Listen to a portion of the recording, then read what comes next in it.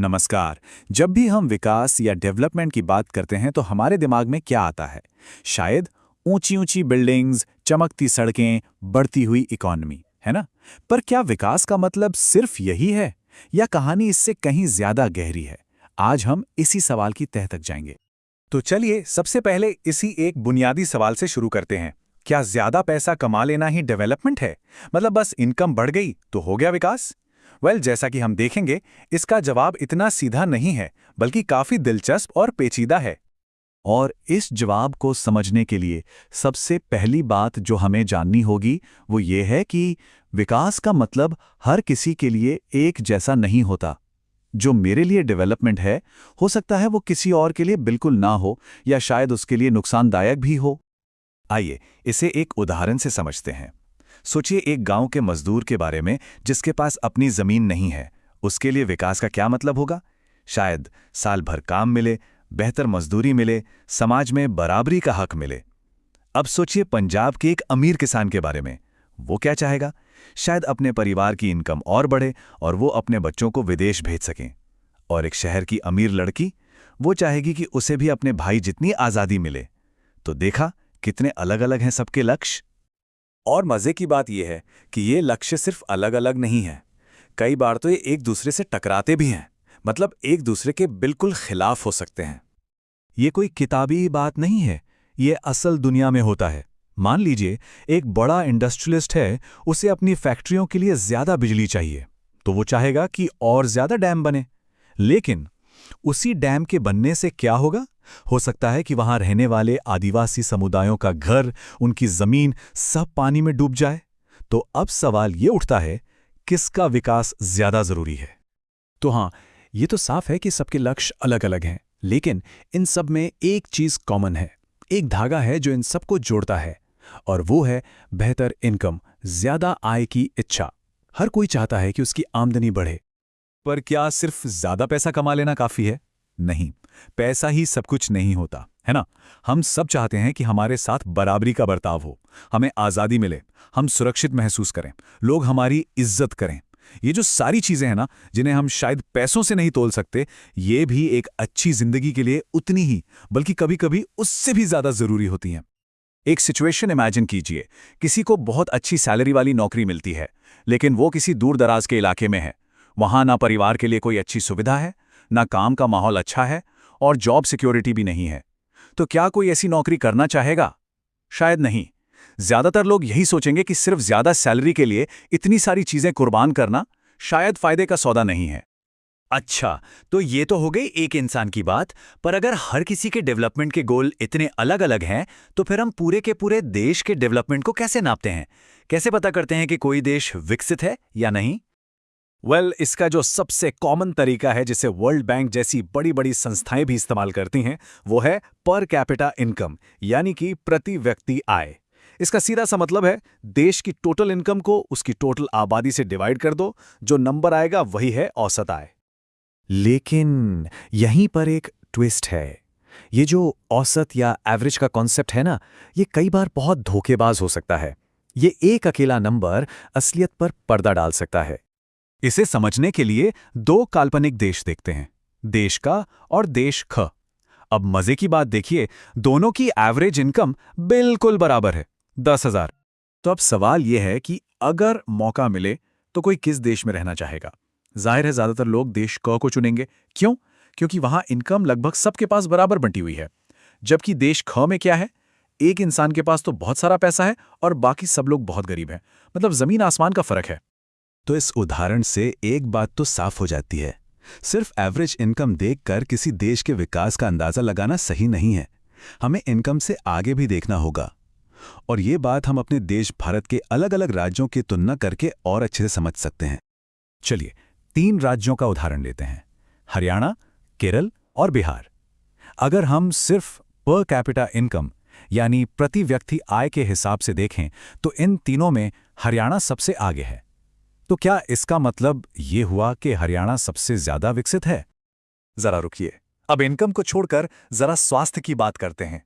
जब हम infant mortality rate यानी शिशु मृत्यु दर को देखते हैं, तो यहां कहानी पलट जाती है। केरल की हालत हरियाणा से कहीं बेहतर है, वहां यह दर बहुत कम है। और बात यहीं खत्म नहीं होती। अगर हम एजुकेशन यानी साक्षरता दर को देखें तो यहाँ भी केरला हरियाणा से काफ़ी आगे है। तो ऐसा क्यों है? मतलब हरियाणा में लोगों की इनकम ज्यादा है, फिर भी स्वास्थ्य और शिक्षा में केरल आगे क्यों? क्योंकि जेब में रखा पैसा सब कुछ नहीं खरीद सकता। एक इंसान अपनी कमाई से अपनी लिकार खरीद सकता है, घर खरीद सकता है, लेकिन वो अपने अकेले के लिए प्रदूषण मुक्त माहौल या सबके लिए अच्छे स्कूल और अस्पताल नहीं बना सकता। इन चीजों के लिए पूरे समाज को मिलकर कोशिश करनी पड़ती है। और बिल्कुल इसी वजह से यूनाइटेड नेशंस जैसी संस्थाएं सिर्फ इनकम पर नहीं रुकती, वो इस्तेमाल करती हैं ह्यूमन डेवलपमेंट इंडेक्स या HDI का। ये एक ज्यादा बेहतर तरीका है क्योंकि ये सिर्फ आय को नहीं बल्कि उसके साथ साथ हेल्थ और एजुकेशन जैसे जरूरी पहलुओं को भी जोड़कर विकास की एक पूरी तस्वीर पेश करता है।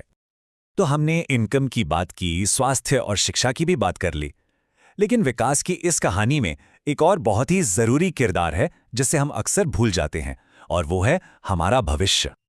ये एक बहुत गहरी बात है ना, कि ये दुनिया हमें अपने पूर्वजों से विरासत में नहीं मिली, बल्कि हमने इसे अपने बच्चों से उधार लिया है। और यही सोच हमें ले जाती है सस्टेनेबल डेवलपमेंट यानी धारणीय विकास के कॉन्सेप्ट तक। इसका मतलब क्या है? आसान शब्दों में कहें तो सच्चा विकास वही है जो टिकाऊ हो। ऐसा ना हो कि आज हम तरक्की करने के लिए अपने सारे रिसोर्सेज, सारे संसाधन खत्म कर दें और हमारी आने वाली पीढ़ियों के लिए कुछ बचे ही नहीं। हमें विकास ऐसे करना है कि भविष्य की जरूरतों से कोई समझौता ना हो। लेकिन सवाल यह है कि क्या हम वाकई ऐसा कर रहे हैं? शायद नहीं। एक बहुत ही चिंताजनक उदाहरण है ग्राउंड वाटर यानी भूजल का। पिछले सिर्फ 20 सालों में भारत के 300 से ज्यादा जिलों में पानी का लेवल 4 मीटर से भी ज्यादा नीचे चला गया है। सोचिए, 4 मीटर। ये सिर्फ एक आंकड़ा नहीं है, ये एक बहुत बड़ी चेतावनी है। और यही हाल हम कच्चे तेल जैसे नॉन रिन्यूएबल रिसोर्सेज का भी कर रहे हैं। तो आज की ये सारी बातचीत हमें एक बहुत ही जरूरी सवाल पर लाकर खड़ा कर देती है। अगर विकास का मतलब सिर्फ पैसा कमाना नहीं है, बल्कि इसका मतलब बराबरी भी है, अच्छी सेहत भी है, अच्छी शिक्षा भी है और आने वाली पीढ़ियों का भविष्य भी है, तो फिर एक समाज के तौर पर हमारा असली लक्ष्य क्या होना चाहिए? इस पर सोचिएगा जरूर। नमस्ते। चलिए आज भारत की अर्थव्यवस्था यानी इकोनॉमी की बड़ी सी मशीन को खोलकर देखते हैं और समझते हैं कि इसके अलग अलग पुर्जे, जिन्हें हम सेक्टर्स कहते हैं, वो आखिर काम कैसे करते हैं। कभी सोचा है कि सुबह की चाय, हाथ में पकड़ा हुआ फोन और ऑफिस जाने का सफर, ये तीनों चीजें तो बिल्कुल अलग अलग लगती हैं, है ना? पर असल में ये सब एक ही बहुत बड़े सिस्टम से जुड़ी हुई हैं। जी हाँ, ये सभी हमारी अर्थव्यवस्था का हिस्सा है। एक ऐसी जबरदस्त मशीन जो खरबों डॉलर की है और करोड़ों लोगों को रोजगार देती है। तो चलिए इस मशीन के अंदर झांक कर देखते हैं कि ये चलती कैसे है। देखिए, किसी भी इकोनॉमी के ना 3 मेन इंजन होते हैं, या आप इन्हें 3 सेक्टर्स भी कह सकते हैं, और ये तीनों मिलकर ही देश की आर्थिक गाड़ी को आगे खींचते हैं। सबसे पहले है प्राइमरी सेक्टर, मतलब वो सारे काम जहां हम सीधे सीधे कुदरत से यानी नेचर से कुछ लेते हैं। सोचिए, खेतों में उगता अनाज, डेयरी से मिलता दूध, खदानों से निकलता कोयला, ये सब इसी का हिस्सा है। ये हमारी अर्थव्यवस्था की बिल्कुल नींव है। फिर आता है दूसरा इंजन, सेकेंडरी सेक्टर। ये है कारखानों और फैक्ट्रियों की दुनिया। ये प्राइमरी सेक्टर के कच्चे माल को लेता है और इसे हमारे इस्तेमाल की चीजों में बदल देता है, जैसे गन्ने से चीनी बनाना या फिर कपास से कपड़ा। और आखिर में है तीसरा इंजन, टर्शरी या सर्विस सेक्टर। अब देखिए, ये कुछ बनाता नहीं है बल्कि सर्विसेज देता है, जैसे कि बैंक, अस्पताल, स्कूल और ट्रांसपोर्ट। ये बाकी दोनों इंजनों को स्मूथली चलाने का काम करता है। चलिए इसे एक बिस्किट की कहानी से समझते हैं। किसान ने गेहूं उगाया, ये हो गया प्राइमरी। फैक्ट्री ने उस गेहूं से बिस्किट बनाया, ये हुआ सेकेंडरी। और फिर ट्रक ने उसे दुकान तक पहुंचाया, ये हो गया टर्शियरी।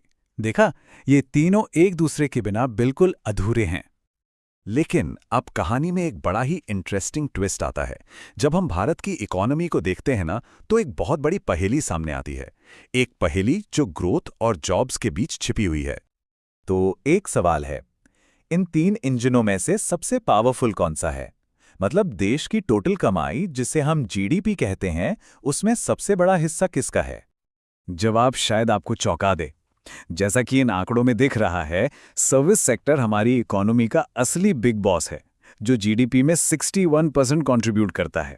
और दूसरी तरफ खेती किसानी यानी प्राइमरी सेक्टर सिर्फ 14% पर सिमट गया है।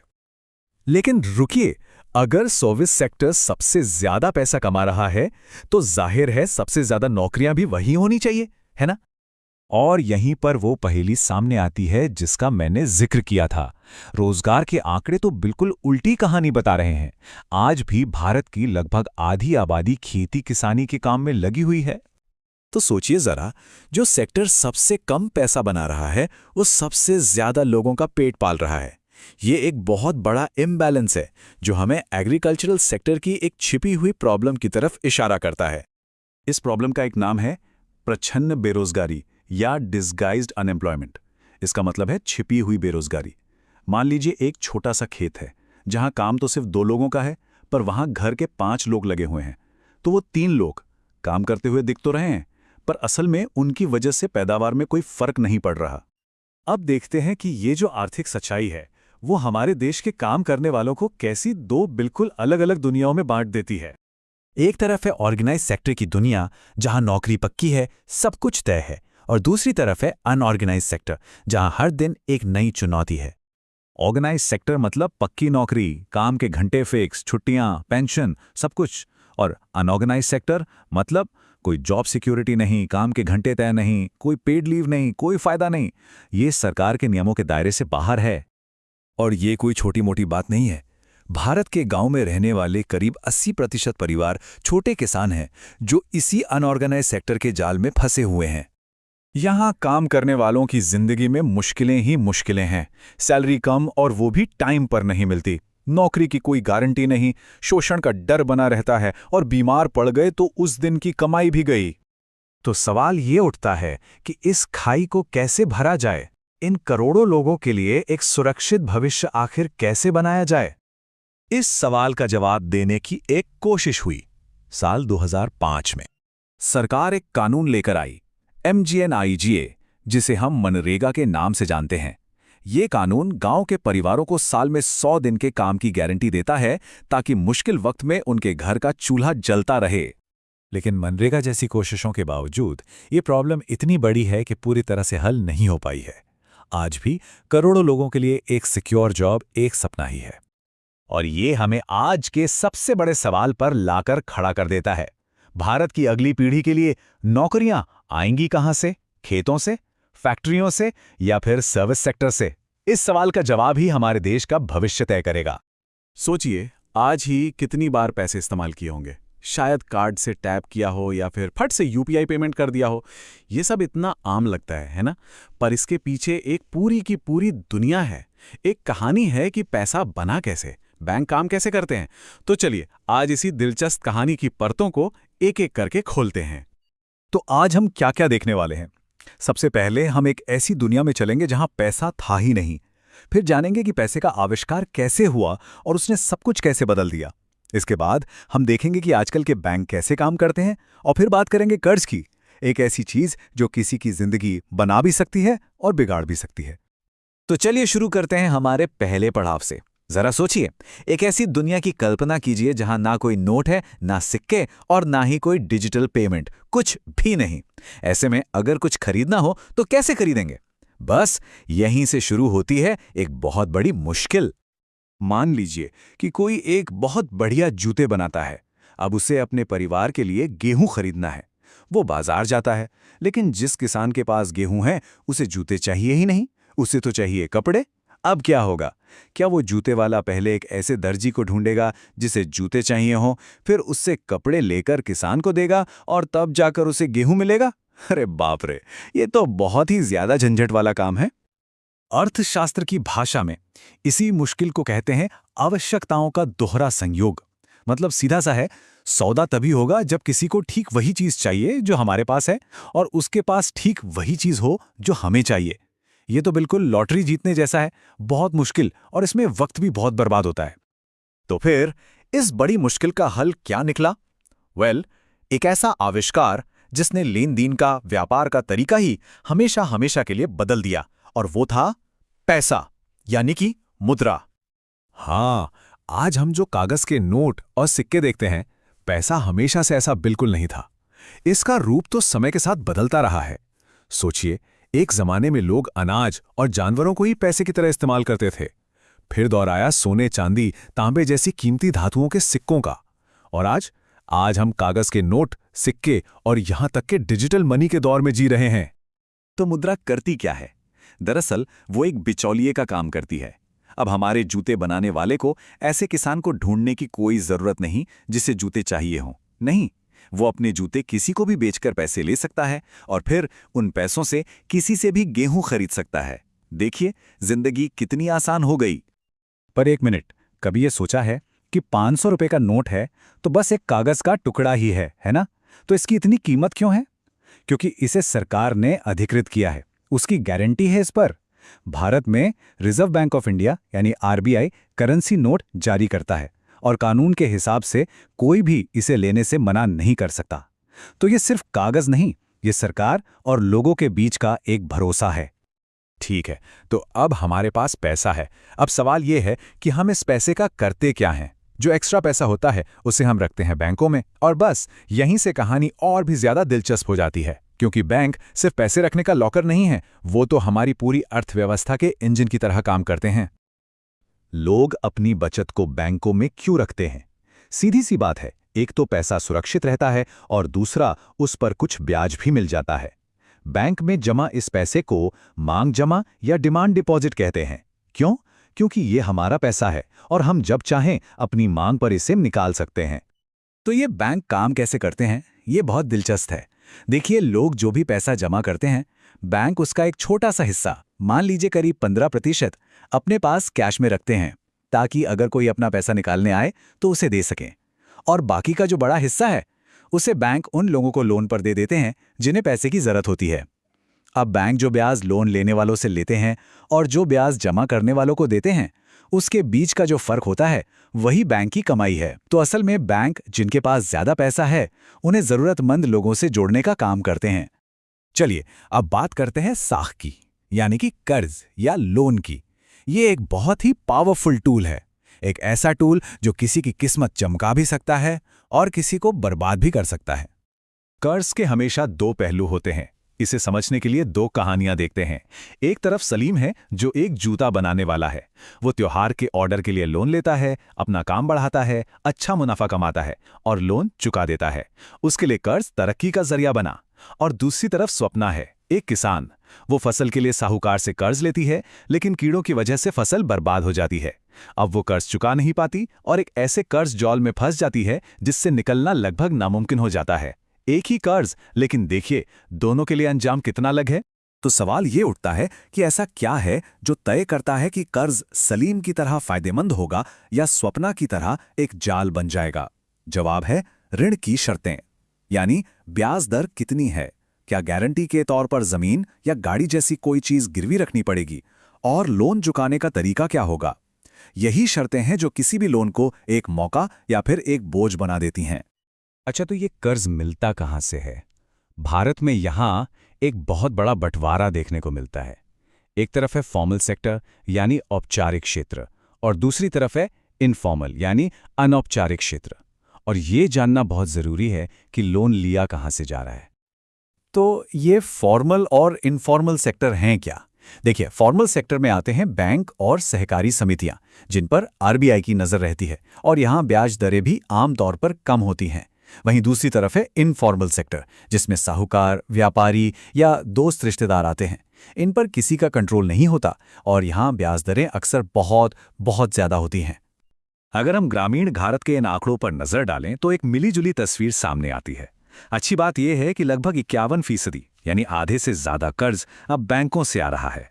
लेकिन चिंता की बात यह है कि आज भी लगभग 23% लोग साहूकारों के चंगुल में हैं, जहां शोषण की गुंजाइश बहुत ज्यादा होती है। और शहरों में तो ये फर्क और भी साफ दिखता है। ये आंकड़े एक कड़वी सच्चाई बताते हैं। जो अमीर या संपन्न परिवार हैं, वो अपना 83% लोन बैंकों जैसे सस्ते फॉर्मल स्रोतों से लेते हैं, और वहीं दूसरी तरफ जो गरीब परिवार हैं, उन्हें अपना 54% लोन यानी आधे से भी ज्यादा साहूकारों जैसे महंगे इनफॉर्मल स्रोतों से लेना पड़ता है। ये है वो बड़ा विभाजन। तो इस बड़े बंटवारे का, इस मुश्किल का क्या कोई हल है? जी हाँ, खासकर गरीबों की मदद के लिए एक जमीनी स्तर पर बहुत ही असरदार समाधान सामने आया है। और ये समाधान है स्वयं सहायता समूह, यानी सेल्फ हेल्प ग्रुप्स। इनका मॉडल बहुत ही सरल लेकिन कमाल का है। आस पड़ोस की 15-20 महिलाएं एक ग्रुप बनाती हैं और हर महीने 25, 50 या 100 रुपए जैसी छोटी छोटी रकम जमा करती हैं। फिर जब किसी सदस्य को जरूरत पड़ती है तो वो इसी जमा पैसे से बहुत कम ब्याज पर छोटा मोटा लोन ले सकती है। और कमाल की बात यह है कि जब ये ग्रुप नियमित रूप से बचत करता है तो बैंक भी इन्हें बिना किसी गारंटी के लोन देने के लिए तैयार हो जाते हैं। ये सिर्फ पैसे का लेन देन नहीं है, ये जमीनी स्तर पर महिलाओं को आर्थिक रूप से मजबूत बनाने का एक आंदोलन है। और इसी सोच को ग्रामीण बैंक के संस्थापक और नोबेल पुरस्कार विजेता प्रोफेसर मोहम्मद यूनिस ने इन शब्दों में बहुत खूबसूरती से बयान किया है। उनका मानना था कि अगर सही शर्तों पर गरीबों तक कर्ज पहुंचा दिया जाए तो वो खुद ही विकास का सबसे बड़ा चमत्कार कर सकते हैं। और ये सिर्फ एक किताबी बात नहीं है, इसका असर देखिए। 2018 तक अकेले बांग्लादेश में ग्रामीण बैंक के 90 लाख सदस्य थे और इनमें से ज्यादातर समाज के सबसे गरीब तबके की महिलाएं थीं। ये आंकड़ा इस मॉडल की जबरदस्त कामयाबी को दिखाता है। तो आखिर में हम इसी बड़े सवाल पर आके रुकते हैं, क्या सस्ता और आसानी से मिलने वाला कर्ज ही किसी देश के विकास की असली चाबी है? ये पूरी बातचीत हमें एक बात तो जरूर याद दिलाती है कि पैसा और कर्ज ये सिर्फ लेन देन के आंकड़े नहीं हैं, ये वो ताकतवर औजार हैं जो लाखों करोड़ों लोगों की तकदीर बना या बिगाड़ सकते हैं। नमस्कार। अच्छा, कभी सोचा है कि आज हमारे आसपास के बाजारों में इतने सारे विदेशी ब्रांड्स की भरमार कैसे हो गई? इसका जवाब सिर्फ एक शब्द में है, वैश्वीकरण। तो चलिए आज इसी की कहानी समझते हैं कि कैसे इस एक प्रक्रिया ने भारतीय अर्थव्यवस्था को हमेशा के लिए बदल कर रख दिया। अगर हम 90s के दशक से पहले की बात करें तो बाजार कैसा दिखता था? सड़कों पर ज्यादातर एम्बेसडर या फिएट गाड़ियां और बस। लेकिन आज तो कहानी ही कुछ और है। हमारी जेब में विदेशी फोन हैं, सड़कों पर दुनिया भर की गाड़ियां दौड़ रही हैं और दुकानों में तो ब्रांड्स की गिनती ही नहीं है। ये जो बदलाव है ना, ये इतना तेज और इतना जबरदस्त था कि कभी-कभी यकीन करना भी मुश्किल हो जाता है। तो सवाल यही उठता है कि भाई आखिर ये सब बदला कैसे? ऐसा क्या हो गया अचानक कि भारत के बाजारों का दरवाजा पूरी दुनिया के लिए खुल गया? देखिए, इस पूरे बदलाव के पीछे ना एक ही बड़ा कॉन्सेप्ट है, एक शब्द जो हम सब ने सुना तो जरूर है, वैश्वीकरण। पर इसका असली मतलब क्या है, चलिए समझते हैं। वैश्वीकरण को ना आप ऐसे समझ सकते हैं कि जैसे पूरी दुनिया की सरहदें व्यापार के लिए खोल दी गई हों। एक बड़ा सा ग्लोबल गांव बन गया हो, जहां सिर्फ सामान ही नहीं बल्कि पैसा, टेक्नोलॉजी, यहां तक कि आइडियाज भी एक देश से दूसरे देश में बड़ी आसानी से आ जा सकते हैं। ये दुनिया के तेजी से एक दूसरे से जुड़ने की ही कहानी है। लेकिन भारत हमेशा से ऐसा खुला हुआ नहीं था। इस पूरी कहानी में जो सबसे बड़ा टर्निंग पॉइंट आया वो था साल 1991। ये वो साल था जिसने भारत की इकोनॉमी की पूरी दिशा ही पलट कर रख दी। तो हुआ ये कि 1991 आते आते भारत एक बहुत बड़े आर्थिक संकट में फंस चुका था। सरकार का खजाना खाली हो रहा था, मतलब आमदनी कम और खर्चे बहुत ज्यादा। और सबसे बड़ी प्रॉब्लम, विदेशों से सामान खरीदने के लिए जो डॉलर चाहिए होते हैं ना, वो लगभग खत्म हो चुके थे। मतलब हालत इतनी नाजुक थी कि देश बस दिवालिया होने ही वाला था। अब कुछ तो करना ही था, और वो भी तुरंत। तो इस संकट से बाहर निकलने के लिए भारत सरकार एक नई आर्थिक नीति लेकर आई। और इस नीति के 3 ऐसे पिलर्स थे जिन्होंने हमारी अर्थव्यवस्था का पूरा नक्शा ही बदल डाला। इसका पहला पिलर था उदारीकरण या अंग्रेजी में लिबरलाइजेशन। अब इसका सीधा सा मतलब था नियमों में ढील देना। देखिए, पहले क्या होता था कि बाहर से आने वाले सामान पर इतना भारी टैक्स लगा दिया जाता था कि वो भारत में आकर बहुत महंगा हो जाता था। सरकार ने इन सारे बैरियर्स को, इन रुकावटों को हटाना शुरू कर दिया। दरवाजे खोल दिए ताकि विदेशी कंपनियां यहां आकर आसानी से व्यापार कर सकें। दूसरा बड़ा कदम था निजीकरण यानी प्राइवेटाइजेशन। इसका मतलब ये था कि बहुत सारी सरकारी कंपनियों को प्राइवेट हाथों में बेच दिया गया। अब इसके पीछे आइडिया ये था कि प्राइवेट सेक्टर ज्यादा एफिशिएंसी से काम करेगा और मार्केट में कंपटीशन भी बढ़ेगा। तो जैसे ही भारत ने अपनी इकोनॉमी के दरवाजे खोले ना, ग्लोबल स्टेज के 2 बहुत बड़े प्लेयर्स मैदान में उतर आए और इन्होंने तो आते ही खेल के सारे नियम ही बदल दिए। इनमें से पहले खिलाड़ी हैं बहुराष्ट्रीय कंपनियां, जिन्हें हम MNCs भी कहते हैं। अब ये क्या करती हैं? जरा एक स्मार्टफोन का एग्जाम्पल लेते हैं। हो सकता है उसका डिज़ाइन कैलिफोर्निया में बना हो, उसके पार्ट्स चीन में बन रहे हों और उसे असेंबल भारत में किया जा रहा हो। बस यही है एमएनसीज का खेल। ये पूरी दुनिया में वहाँ प्रोडक्शन करती हैं जहाँ लेबर सस्ता हो, संसाधन सस्ते हों, ताकि इनकी कॉस्ट कम से कम हो और प्रॉफिट ज़्यादा से ज़्यादा। तो सवाल ये है कि ये बड़ी बड़ी कंपनियां भारत जैसे बाजार में घुसती कैसे हैं? इनके पास कई रास्ते होते हैं। या तो ये किसी लोकल कंपनी के साथ पार्टनरशिप कर लेती हैं, जैसे एक ज़माने में हीरो और होंडा ने किया था, या फिर ये सीधे सीधे किसी लोकल कंपनी को खरीद ही लेती हैं। और एक और तरीका है, ये छोटे छोटे लोकल प्रोड्यूसर से सामान बनवाते हैं और उस पर बस अपना ब्रांड का टैग लगा देते हैं। और दूसरा बड़ा प्लेयर है वर्ल्ड ट्रेड ऑर्गेनाइजेशन यानी WTO। आप इसे इंटरनेशनल ट्रेड का अंपायर या रेफरी समझ लीजिए। इसका घोषित मकसद तो यही है कि दुनिया भर में व्यापार के नियम बनाए जाएं जो सबके लिए बराबर और फेयर हों। लेकिन सवाल यह है कि क्या ये नियम सच में फेयर होते हैं? तो अब आते हैं सबसे बड़े सवाल पर। ये जो वैश्वीकरण हुआ, इसका भारत पर असर क्या हुआ? फायदा हुआ या नुकसान? देखिए, सच तो यह है कि ये एक सिक्के के दो पहलुओं की तरह है। कुछ लोगों को इसका जबरदस्त फायदा मिला, तो वहीं कुछ लोगों को इसका बहुत बड़ा खामियाजा भुगतना पड़ा। अगर फायदों की बात करें ना, तो सबसे पहले तो हम जैसे कंज्यूमर्स को फायदा हुआ। आज बाजार में किसी भी चीज के लिए कितने सारे ऑप्शंस हैं, क्वालिटी भी बेहतर हुई है और कंपटीशन की वजह से दाम भी कम हुए हैं। यही नहीं, सर्विसेज सेक्टर में, IT में, कॉल सेंटर्स में लाखों नई नौकरियां भी बनी। लेकिन इस चमकती तस्वीर का एक दूसरा अंधेरा पहलू भी है। सोचिए, जब बाजार में सस्ते विदेशी खिलौने आए तो हमारे देश के छोटे छोटे खिलौने बनाने वालों का क्या हुआ? उनकी फैक्ट्रियां बंद हो गईं। टायर बनाने वाले, बैटरी बनाने वाले, कई छोटे उद्योग इस कंपटीशन में टिक ही नहीं पाए। इसका नतीजा, लाखों लोगों की नौकरियां चली गईं और जिनकी बची भी वो ज़्यादातर टेम्परेरी थीं, बिना किसी जॉब सिक्योरिटी के। और यही फायदे और नुकसान हमें एक बहुत ही बुनियादी सवाल पर ले आते हैं। क्या ये जो पूरा सिस्टम है, ये फेयर है? क्या ये खेल सबके लिए बराबर के नियमों पर खेला जा रहा है, खासकर वो नियम जो WTO जैसी संस्थाएं बनाती हैं? असल में होता ये है, और ये एक बहुत बड़ी शिकायत है, कि WTO के नियम अक्सर दोहरे मापदंड अपनाते हैं। मतलब अमीर देश भारत जैसे डेवलपिंग देशों पर तो दबाव डालते हैं कि अपने बाजार खोलो, सारे बैरियर हटाओ, लेकिन जब उनकी अपनी बारी आती है तो वो अपने किसानों और इंडस्ट्रीज को बचाने के लिए कई तरह के बैरियर्स लगाए रखते हैं। इसका एक क्लासिक एग्जाम्पल है अमेरिका का एग्रीकल्चर सेक्टर। अब देखिए, मजे की बात यह है कि अमेरिका की पूरी GDP में खेती का योगदान 1% से भी कम है, बहुत ही कम।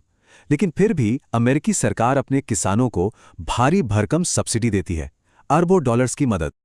अब इस सरकारी पैसे के दम पर क्या होता है, अमेरिकी किसान अपना माल जैसे कपास दुनिया के बाजार में बहुत ही सस्ते दाम पर बेच पाता है। अब जरा सोचिए, भारत का एक किसान जिसे ऐसी कोई मदद नहीं मिल रही, वो इस आर्टिफिशियली लो प्राइस का मुकाबला कैसे करेगा? कर ही नहीं सकता।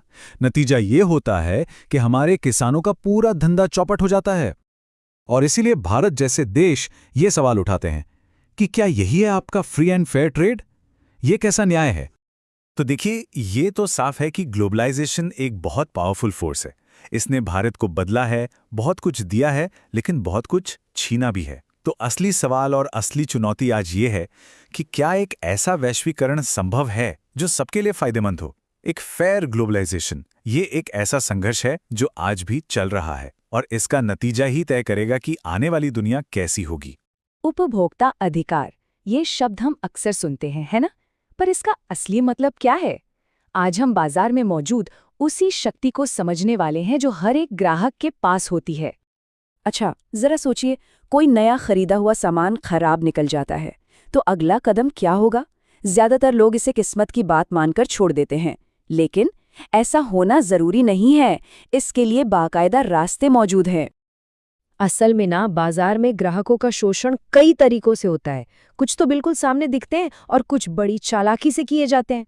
तो समाधान खोजने से पहले चलिए उन आम समस्याओं को समझते हैं जिनका सामना हम सबको करना पड़ता है। ये लिस्ट शायद जानी पहचानी लग रही होगी, है ना?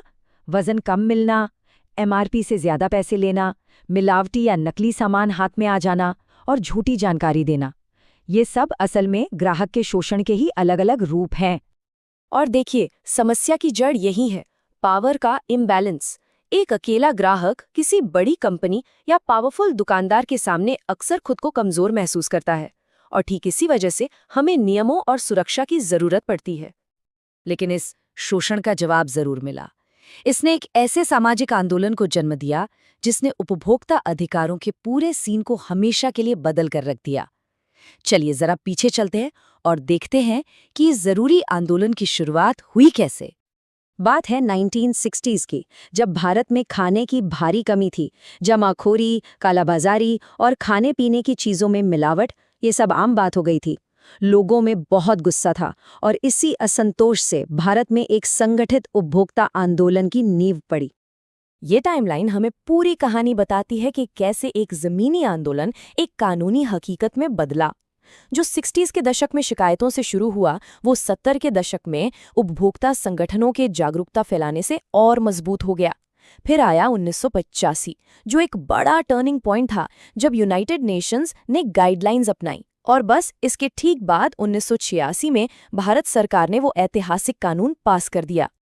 और यही ऐतिहासिक कानून कोपरा COPRA के नाम से जाना जाता है। इसे आप ग्राहकों के लिए एक सुरक्षा कवच की तरह समझ सकते हैं, जो उन्हें धोखेबाजी के खिलाफ लड़ने के लिए जरूरी हथियार देता है। तो कोपरा यानी कंज्यूमर प्रोटेक्शन एक्ट 1986, इसका सीधा सा मकसद था ग्राहकों को दुकानदारों की मनमानी, घटिया सामान और धोखेबाजी से बचाना और शिकायतों को सुलझाने के लिए एक सिस्टम बनाना। और पता है, इसी वजह से हर साल 24 दिसंबर को भारत में नेशनल कंज्यूमर्स डे मनाया जाता है, क्योंकि इसी दिन ये कानून संसद में पास हुआ था। और समय के साथ साथ इस कानून को और मजबूत किया गया। 2019 में एक बड़ा बदलाव हुआ, जब ऑनलाइन शॉपिंग यानी ई-कॉमर्स को भी इसके दायरे में लाया गया। और अब खराब प्रोडक्ट के लिए बनाने वाला मतलब मैन्युफैक्चरर भी सीधे तौर पर जिम्मेदार है। तो अब जब हम कानून को समझ गए हैं, तो आइए उन खास अधिकारों पर गौर करें जो कोपरा हर ग्राहक को देता है। यही तो पूरे सिस्टम की नींव है। तो ये हैं 4 सबसे जरूरी अधिकार। पहला, सुरक्षा का अधिकार, मतलब कोई भी खतरनाक प्रोडक्ट नहीं बेचा जा सकता। जैसे प्रेशर कुकर में सेफ्टी वाल्व का होना इसी अधिकार के तहत आता है। दूसरा है सूचित होने का अधिकार, यानी प्रोडक्ट की कीमत और एक्सपायरी डेट जैसी हर जानकारी पाने का हक। तीसरा है चुनने का अधिकार, मतलब हमें अलग अलग प्रोडक्ट्स में से चुनने की पूरी आज़ादी है। और आखिर में निवारण का अधिकार, यानी अगर नुकसान हुआ है तो मुआवजा मांगने का पूरा हक है। कोपरा के अलावा एक और बहुत पावरफुल टूल है 2005 का राइट टू इंफॉर्मेशन एक्ट यानी RTI। इससे कोई भी नागरिक सरकारी विभागों से जानकारी मांग सकता है। मान लीजिए ये पता लगाना हो कि किसी प्रोडक्ट का सेफ्टी टेस्ट हुआ है या नहीं। देखिए, अधिकारों को जानना तो पहला कदम है, लेकिन जब इन अधिकारों को तोड़ा जाता है तब क्या? तो न्याय पाने का भी एक साफ रास्ता बना हुआ है, और ये समझना जरूरी है कि उस पर चलना कैसे है। वैसे न्याय मांगने से पहले एक जागरूक ग्राहक के तौर पर पहला कदम है खरीदारी करते समय ही सावधानी बरतना। और इसका सबसे अच्छा तरीका है क्वालिटी सर्टिफिकेशन मार्क्स की जांच करना। ये 3 निशान बहुत काम के हैं। बिजली के सामान या हेलमेट पर ISI मार्क देखिए। खाने पीने की चीज़ों जैसे मसाले या शहद पर एज मार्क का निशान होना चाहिए। और सोने चांदी के गहनों की शुद्धता के लिए हॉलमार्क देखना तो बिल्कुल न भूलें। पर सवाल ये है कि इन सभी सावधानियों के बावजूद अगर धोखा हो जाए तब क्या? तब कौन से रास्ते खुले हैं? ऐसे मामलों के लिए कोपरा ने एक 3 लेवल का न्यायिक सिस्टम बनाया है। 1 करोड़ रुपए तक के मामलों के लिए जिला आयोग, 1 से 10 करोड़ के बीच के मामलों के लिए राज्य आयोग और 10 करोड़ से ऊपर के सभी मामलों के लिए राष्ट्रीय आयोग है। और एक बहुत जरूरी बात, अगर कोई केस एक लेवल पर खारिज हो भी जाता है तो ग्राहक के पास उससे ऊपर वाले लेवल पर अपील करने का अधिकार होता है। मतलब न्याय का रास्ता बंद नहीं होता। तो संक्षेप में कहें तो एक जागरूक ग्राहक होने के साथ कुछ कर्तव्य भी आते हैं। हमेशा बिल मांगना, क्वालिटी मार्क्स और एक्सपायरी डेट चेक करना, गारंटी कार्ड संभाल कर रखना और कभी भी MRP से ज्यादा पैसे न देना। ये छोटी छोटी आदतें बड़े नुकसान से बचा सकते हैं। तो अब जब इन अधिकारों और उन्हें लागू करने के रास्तों के बारे में हम जानते हैं, तो असली सवाल ये है, ये जानकारी अगली बार बाजार जाने पर हमारी खरीदारी करने के तरीके को कैसे बदलेगी? ये सोचने वाली बात है।